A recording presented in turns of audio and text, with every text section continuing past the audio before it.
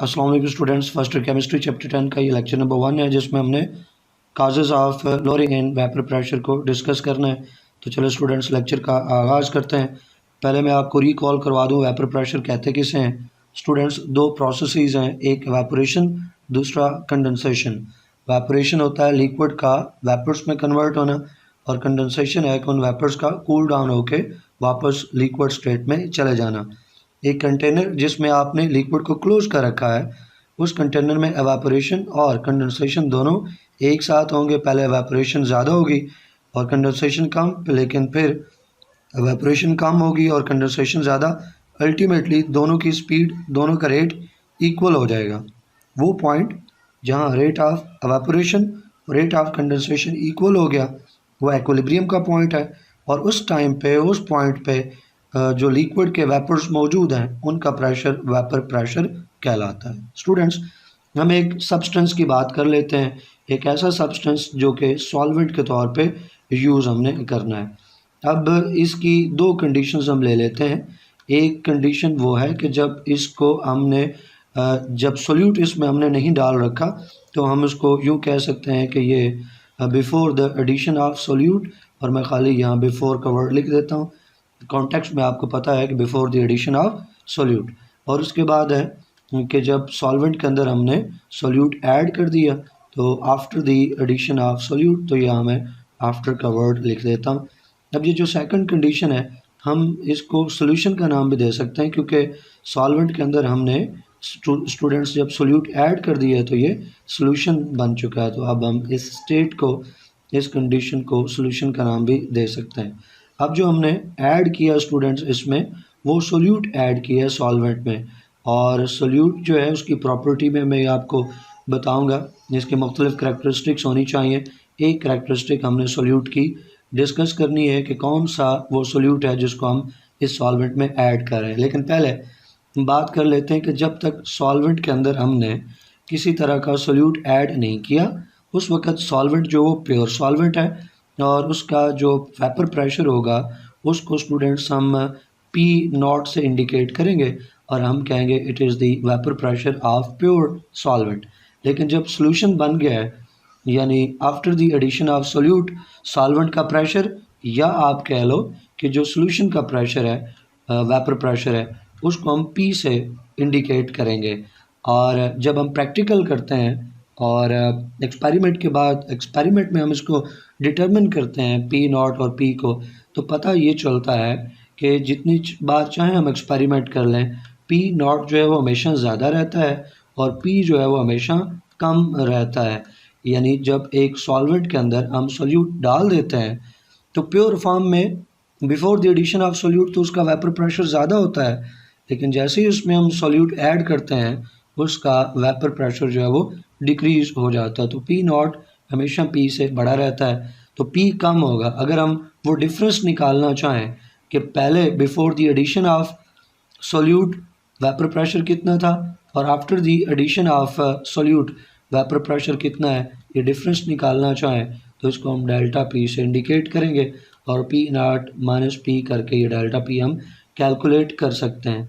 तो ये डिफरेंस हमें बताता है कि after the addition of solute कितना वेपर प्रेशर डिक्रीज़ हुआ, और इसी को हम नाम देते हैं लोअरिंग इन वेपर प्रेशर। और जो हमारा टॉपिक है इसमें हमने इसी लोअरिंग इन वेपर प्रेशर के काजेज़ को डिस्कस करना है। अब इससे पहले कि हम काजेज़ की तरफ जाएं और स्टेटमेंट की एडिंग की तरफ जाएं, जो सोल्यूट हम ऐड कर रहे हैं उसके ऊपर भी थोड़ी सी हमने बात कर लेनी है। जो सोल्यूट हम ऐड कर रहे हैं स्टूडेंट्स, ये नॉन वोलेटाइल सोल्यूट होना चाहिए। क्यों? पहले तो नॉन वोलेटाइल समझ लो ना क्या चीज़ है। नॉन वोलेटाइल कंपाउंड्स और वोलेटाइल कंपाउंड्स, ये दो टर्म्स यूज़ होती हैं। नॉन वोलेटाइल कंपाउंड्स वो होते हैं स्टूडेंट्स जिनमें इंटरमॉलिक्यूलर फोर्सेस, अट्रैक्टिव फोर्सेस बहुत स्ट्रॉन्ग होती हैं, बॉइलिंग पॉइंट बहुत हाई होता है, जिसकी वजह से इनका जो एवापोरेशन है, प्रोसेस ऑफ द एवापोरेशन इनका बहुत स्लो होता है। यानी नॉन वोलेटाइल सोल्यूट के वेपर्स ना होने के बराबर बनते हैं। तो हमने नॉन वोलेटाइल सोल्यूट क्यों लेना है? इसलिए हमने लेना है कि हम सॉल्वेंट का जो वेपर प्रेशर है उसमें चेंज को स्टडी करना चाहते हैं। हम नहीं चाहते कि सॉल्वेंट के वेपर्स में किसी तरह किसी और सब्सटेंस के सोल्यूट के वेपर्स आ जाएं। तो अगर हम वॉलेटाइल सोल्यूट लेते हैं तो वो जो वॉलेटाइल सोल्यूट है उसके भी वेपर्स आ जाएंगे। तो फिर हम देख के तो नहीं बता सकते ना, क्योंकि नज़र तो नहीं आएगा वो वेपर्स के ये सॉल्वेंट क्या है, ये सोल्यूट क्या है, तो हमें तो नहीं पता चलेगा। हमने तो उसका प्रेशर है, फ़र्ज़ कर लो बैरोमीटर हम यूज़ कर रहे हैं, तो बैरोमीटर को खाक पता चलेगा कि ये सॉल्वेंट के यहाँ पे वेपर्स हैं, सोल्यूट के हैं, दोनों के मिक्स हो चुके हैं, किसके हैं। तो हम चाहते हैं कि before the addition of solute अगर सॉल्वेंट के वेपर्स हैं तो after the addition of solute भी वेपर्स जो है वो सॉल्वेंट के ही रहें, ताकि हम ये चेक कर सकें कि जो वेपर प्रेशर है सॉल्वेंट का बिफोर एडिशन ऑफ सोल्यूट और आफ्टर एडिशन ऑफ सोल्यूट में कितना फ़र्क पड़ा है। इसलिए हम नॉन वोलेटाइल सोल्यूट जो है वो इस्तेमाल करते हैं। अब हम स्टेटमेंट की जो हेडिंग है उसको समझ सकते हैं आसानी से और कागज़ की भी बात कर सकते हैं। स्टूडेंट्स, जो वेपर प्रेशर है सोल्यूशन का, यानी सॉल्वेंट ही का तो वेपर प्रेशर होगा असल में, क्योंकि सोल्यूट तो नॉन वोलेटाइल है। वेपर प्रेशर में सोल्यूट की तो कोई कंट्रीब्यूशन होनी ही नहीं है। तो सोल्यूशन का वेपर प्रेशर कहने का मतलब यही होगा कि सॉल्वेंट का vapour pressure after the addition of solute. तो vapour pressure of a solvent जिसके अंदर हमने नॉन वोलेटाइल सोल्यूट डाल दिया, ये हमेशा कम होगा किससे? Vapour pressure of the pure solvent. Pure solvent जब तक उसमें सोल्यूट ऐड नहीं किया उसका वेपर प्रेशर हमेशा ज़्यादा रहेगा, तो उसको पी नॉट से इंडिकेट करते हैं। और सोल्यूशन कैसे बना? जब उसमें नॉन वोलेटाइल सोल्यूट डाला है। तो सोल्यूशन में या इम्प्योर सॉल्वेंट का जो वेपर प्रेशर है उसको पी से इंडिकेट करेंगे। पी हमेशा पी नॉट से कम रहेगा। काजेज़ इसके क्या है? रीज़न बड़ी सिंपल सी है स्टूडेंट्स, और लॉजिकल है, बड़ी आसानी से समझ आने वाली है। स्टूडेंट्स, जो एवरी लिक्विड है, यानी कोई भी लिक्विड आप ले लो, अगर वो प्योर फॉर्म में है तो किसी एक स्पेसिफिक टेम्परेचर पे, पार्टिकुलर टेम्परेचर पे उसका डेफिनेट वेपर प्रेशर होता है। किसकी बात हो रही है? किसी प्योर लिक्विड की, इम्प्योर की बात नहीं हो रही। एक प्योर लिक्विड है, उसको आपने एक पार्टिकुलर टेम्परेचर दे दिया, तो एक स्पेसिफिक पार्टिकुलर टेम्परेचर पे प्योर लिक्विड का जो वेपर प्रेशर है वो डेफिनेट होता है, कांस्टेंट होता है। तो एक प्योर लिक्विड में अगर आप किसी कंटेनर में प्योर लिक्विड डाल के देख लें तो उसकी सरफेस को अगर आप चेक करें या उसके इनर पार्ट को आप चेक करें, चलें सरफेस को यहाँ पे हम रेफरेंस इसलिए बना रहे हैं कि जो एवेपोरेशन होती है वो सरफेस से होती है। तो जो मालिक्यूल है बेशक नीचे से आ रहा हो, अल्टीमेटली मालिक्यूल सरफेस पे पहुँचेगा और सरफेस से वो फिर वेपर की फॉर्म में निकल जाएगा। तो जो एवेपोरेशन है वो सरफेस पे होनी है, इसलिए हम सरफेस को रेफ़र कर रहे हैं।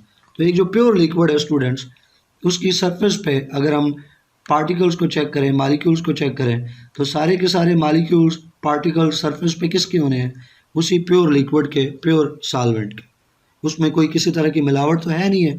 जब हम उसको प्योर लिक्विड कह रहे हैं, प्योर सॉल्वेंट कह रहे हैं, तो सरफेस पे सारे मालिक्यूल्स उसी एक ही के होने हैं। लेकिन जब हम सोल्यूशन बनाते हैं और हम नॉन वोलेटाइल सोल्यूट ऐड कर देते हैं सॉल्वेंट के अंदर, तो सरफेस के ऊपर सॉल्वेंट के पार्टिकल्स भी हैं और सॉल्वेंट के पार्टिकल्स के साथ साथ सोल्यूट के पार्टिकल्स भी हैं, क्योंकि अब सोल्यूशन बन गया ना। तो सोल्यूशन में तो सोल्यूट प्लस सॉल्वेंट दोनों के पार्टिकल्स मौजूद होते हैं। तो जहाँ सोल्यूशन का बेस है, बॉटम है, मिड है, इंटीरियर है, वहीं सरफेस की बात करो तो एक ही जैसी होगी। तो चूँकि सोल्यूशन बन चुका, सॉल्वेंट सोल्यूट इकट्ठे हो चुके, तो सरफेस के ऊपर अब सॉल्वेंट के पार्टिकल्स के साथ साथ सोल्यूट के पार्टिकल्स भी मौजूद होंगे। अब कंटेनर तो आपका उतना ही है, कंटेनर का साइज़ तो चेंज नहीं हुआ। इसका मतलब है सरफेस एरिया जो वो चेंज नहीं हुआ, सरफेस एरिया तो उतना ही है। कंटेनर जब चेंज नहीं हुआ तो सरफेस एरिया चेंज नहीं हुआ। तो पहले फ़र्ज़ कर लो 50 मालिक्यूल, ऐसे एग्जांपल के तौर पर ले रहा हूँ, चलो 1 लाख ले लो। पहले 1 लाख मालिक्यूल्स जो हैं सरफेस के ऊपर वो सॉल्वेंट के मौजूद थे, तो सोल्यूट डालने के बाद सोल्यूट के पार्टिकल्स भी उधर आ जाएंगे, तो मालिक्यूल सरफेस एरिया उतना ही है। तो अब इसका मतलब है कि सरफेस पे मालिक्यूल्स तो उतने ही हो सकते हैं, अब सोल्यूट के पार्टिकल्स भी, मालिक्यूल्स भी वहाँ पहुँचेंगे, तो डेफिनेटली सॉल्वेंट के पार्टिकल्स कम हो जाएंगे। पहले सॉल्वेंट के पार्टिकल्स अगर 1 लाख थे तो फ़र्ज़ कर लो अब सॉल्वेंट के पार्टिकल्स वहाँ जो है वो 70,000 हो गए और 30,000 जो है वहाँ पे सोल्यूट के पार्टिकल्स भी जमा हो गए। तो हम कह सकते हैं कि सरफेस के ऊपर अब सोल्यूट के पार्टिकल्स के आ जाने की वजह से जो सॉल्वेंट के पार्टिकल्स हैं उनका नंबर सरफेस पे डिक्रीज़ हुआ है। तो जब सरफेस के ऊपर सॉल्वेंट के पार्टिकल्स का नंबर डिक्रीज़ हुआ है तो इसका मतलब ये हुआ कि एवापोरेशन डिक्रीज़ हो जाएगी, क्योंकि एवापोरेशन होती है directly proportional to number of molecules present at the surface. तो सरफेस के ऊपर चूँकि नंबर सॉल्वेंट पार्टिकल्स का डिक्रीज़ हो रहा है, इस डिक्रीज़ होने के नतीजे में rate of evaporation of solvent decrease हो जाएगा। या चूँकि अब सॉल्वेंट में सोल्यूट भी मौजूद है तो यहाँ आप सोल्यूशन भी लिख सकते हो, लेकिन जो हमारा सोल्यूट है वो तो नॉन वोलेटाइल है, उसके मॉलिक्यूल सरफेस पे ज़रूर आ गए हैं, लेकिन नॉन वोलेटाइल सोल्यूट के पार्टिकल्स सरफेस पे आ जाने के बावजूद वो एवेपोरेट नहीं होंगे क्योंकि वो सोल्यूट नॉन वोलेटाइल है। लेकिन सरफेस के ऊपर नॉन वोलेटाइल सोल्यूट के पार्टिकल्स के आ जाने से एक इम्पैक्ट ज़रूर क्रिएट हुआ है कि वहाँ सॉल्वेंट के पार्टिकल्स की तादाद कम हो गई है। तो सॉल्वेंट के पार्टिकल्स तो एवेपोरेट हो रहे हैं, तो सरफेस पे चूँकि अब सॉल्वेंट के पार्टिकल्स कम हैं, लिहाजा वेपर प्रेशर जो है वो डिक्रीज़ हो जाएगा। तो हम कह सकते हैं कि जो वेपर प्रेशर है सॉल्यूशन का, जिसमें एक नॉन वोलेटाइल सोल्यूट आ चुका, वो हमेशा कम होगा pressure of the pure solvent. तो दोनों को हम इंट्रो में भी कंपेयर कर चुके, मैं आपको एक्सप्लेन कर चुका।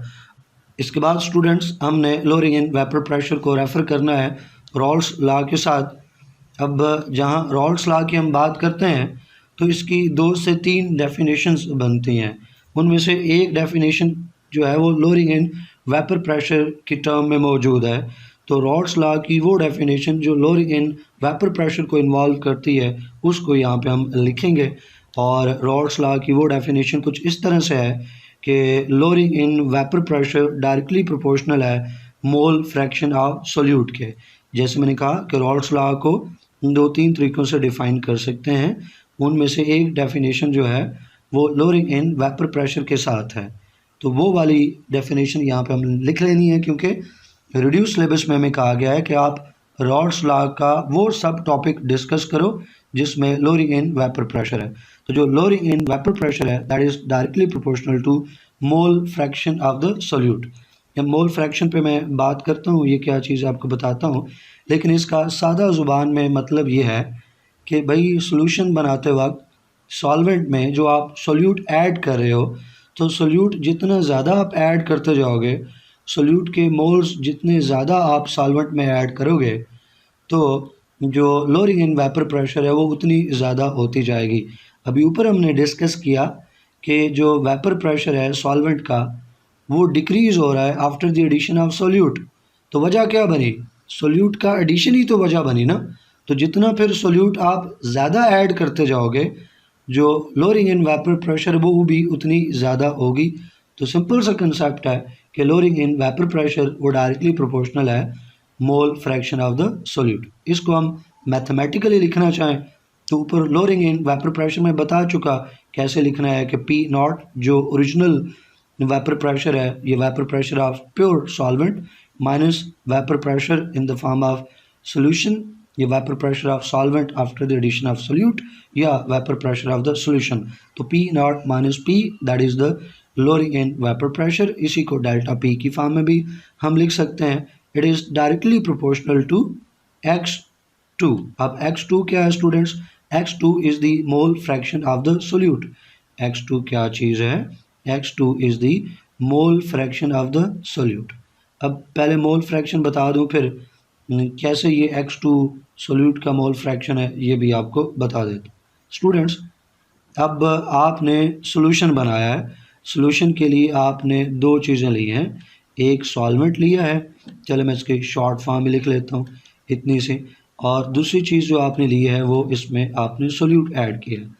अब सॉल्वेंट की कोई क्वांटिटी तो होगी ना, ऐसा तो नहीं है कि आप लफ्ज़ों में ही सोल्यूशन बना रहे हो, कोई क्वांटिटी तो सॉल्वेंट की आपने ली है। तो जब सॉल्वेंट की कुछ क्वांटिटी आपने ली है तो उसका मतलब उसके मोल्स निकाल सकते हैं। तो इसका मतलब है कि सॉल्वेंट के हम कुछ मोल्स ले रहे हैं। तो जब उस सॉल्वेंट में हम ऐड कर रहे हैं स्टूडेंट सोल्यूट को, तो इसका मतलब है कि सोल्यूट के भी कुछ मोल्स वहाँ पे आ रहे हैं।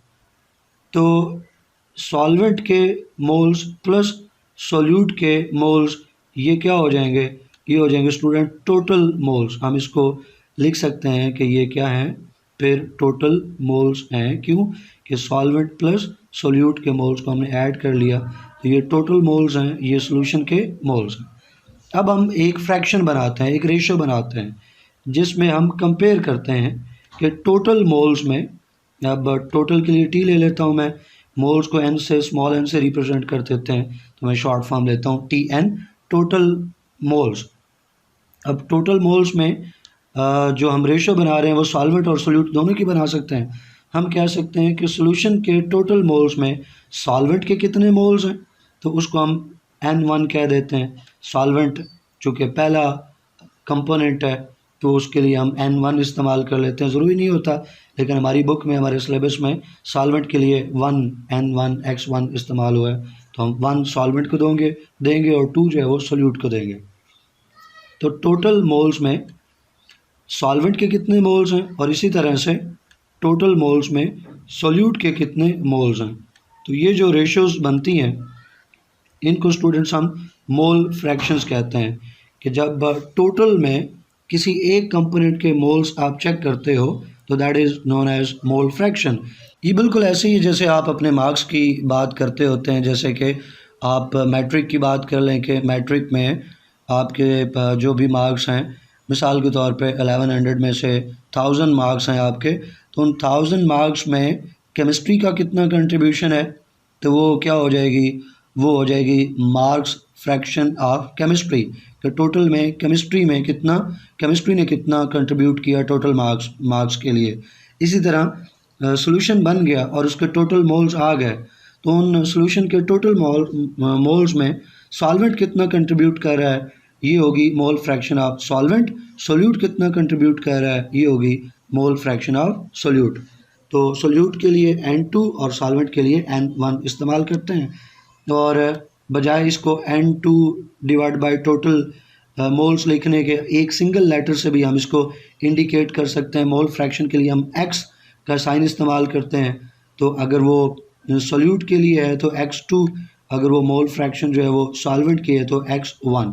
तो X2 जो मैंने ऊपर आपको बताया यहाँ पे क्या है, it's mole fraction of solute जिसके डायरेक्टली प्रोपोर्शनल है। P नॉट जो है ये तो प्रेशर है, वेपर प्रेशर है प्योर सॉल्वेंट का, और ये किसी एक स्पेसिफिक टेम्परेचर पे कांस्टेंट रहता है। P नॉट किसी एक स्पेसिफिक टेम्परेचर पे, पार्टिकुलर टेम्परेचर पे कांस्टेंट है। तो अगर हम इस कांस्टेंट को P नॉट को हटाएंगे तो फिर क्या आ जाएगा, इक्वल हट जाएगा और उसकी जगह साइन ऑफ प्रोपोर्शनैलिटी आ जाएगा। तो P नॉट हटा के फिर हम इसको यूँ लिख सकते हैं कि delta P directly proportional to X2।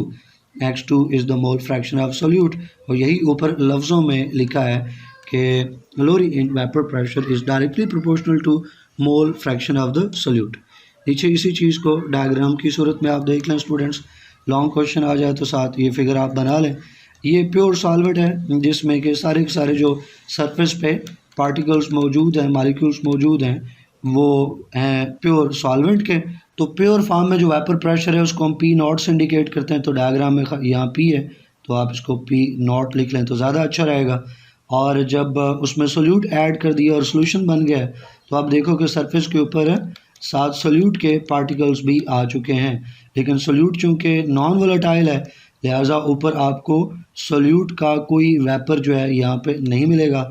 Vapours आपके सारे, आपको जो वेपर्स हैं वो सॉल्वेंट ही के मिलेंगे, लेकिन दोनों को आप कंपेयर करें तो प्योर फॉर्म में जो वेपर्स का नंबर है वो ज़्यादा है, और इम्प्योर फॉर्म में, सोल्यूशन के फॉर्म में सॉल्वेंट के जो वेपर्स बने हैं उनका नंबर कम है, तो डेफिनेटली वेपर प्रेशर भी कम होगा। और सोल्यूशन के केस में यहाँ पे इसको PS जो है वो फिगर में डिनोट किया गया है। PS यहाँ सोल्यूशन को इंडिकेट करता है, तो आप अगर P नॉट इस्तेमाल करते हो तो फिर P के नीचे S लिखने की ज़रूरत नहीं है, खाली आप P ले लो जैसे ऊपर आपको समझाया था। तो फिर आप यूँ कह सकते हो कि P not is always greater than P, या जैसे यहाँ पे फिगर में जो है वो सोल्यूशन के लिए PS है और प्योर फॉर्म में खाली P है, तो फिर आप यूँ कह सकते हो कि PS is always less than P, या इसको आप यूँ कह सकते हो कि P is always less than P not. Depend करता है कि आप इसकी डिनोशन कैसे करते हो। आपकी मर्ज़ी है, आप इसको जैसे आसान समझें डिनोट करें। तो ये था students lowering in vapour pressure. I hope आपको ये टॉपिक समझ आया होगा। तो क्वेश्चन क्यूरी हो तो कमेंट सेक्शन पूछ लीजिएगा। इंशाल्लाह नेक्स्ट वीडियो में इसी चैप्टर का नेक्स्ट टॉपिक अपलोड करूँगा। टिल देन अल्लाह हाफिज़।